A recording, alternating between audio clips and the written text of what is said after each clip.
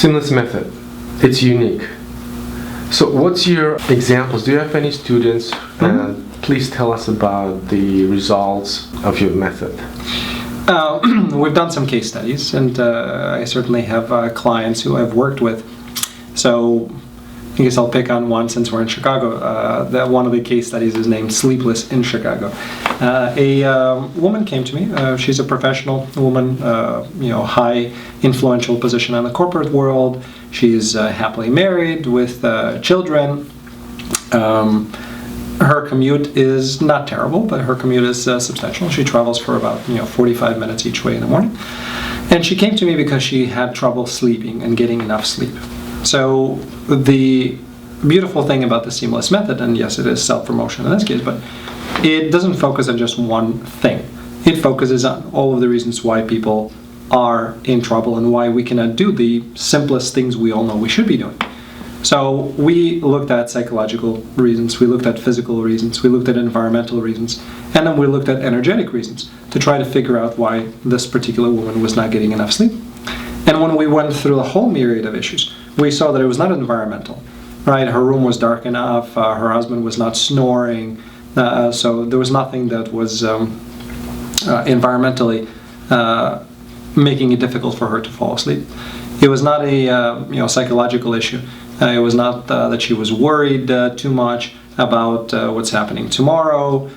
She already knew some of the coping techniques about writing stuff down before you go to sleep. So it was not psychological. It was not physical. There was nothing that was, like a physical ailment that was not allowing her to sleep or be comfortable in a particular position. Or, something that's happening with me right now with coughing. I wake up because of my coughing. So it was something else. And when we started really digging deeper, we saw that with her, it was ability to actually spend time on things that she really needed to spend time on. Because she was so busy during traffic and then during work, and then she came home and she had to take care of her family and spend time there. By the time everybody was in bed, it was about 10 o'clock and she could go to sleep. But she would spend the next hour and a half being on Facebook, reading some books, because that's what she was really craving. She was craving time alone to catch up with her friends and to read some books. And then she was really feeling uncomfortable because she didn't get a chance to work out every day, and that's what she wanted.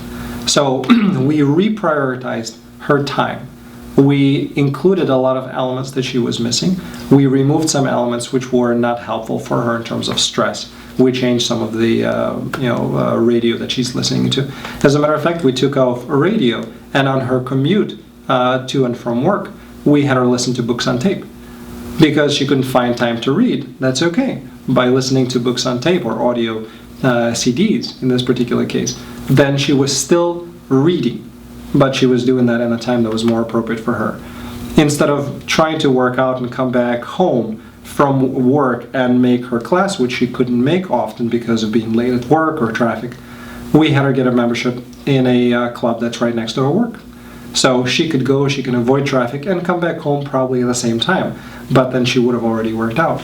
I also taught her exercises on, I have another practical tool, it's called Fitness Cubed. It's 5 exercises that you can do right in your office. So she could stay healthy. We changed her attitude by removing some of the negative stimuli. We allowed her to communicate with her friends during the day in the different time zones that we thought were appropriate for it. We had her read books on tape, which eliminated the need. And we did a lot of these little changes. And that reprioritization allowed her to go to sleep at 10 o'clock. So she gained an hour and a half to 2 hours of sleep every single day, resolving the problem. And that's the seamless method. It's not one thing. It's a holistic system that looks at all of the reasons why we don't do it, and then allow you to actually fit it into your day. We didn't change her job, we didn't change her commute, we changed things within that in order to allow her to actually reach her goal. Excellent.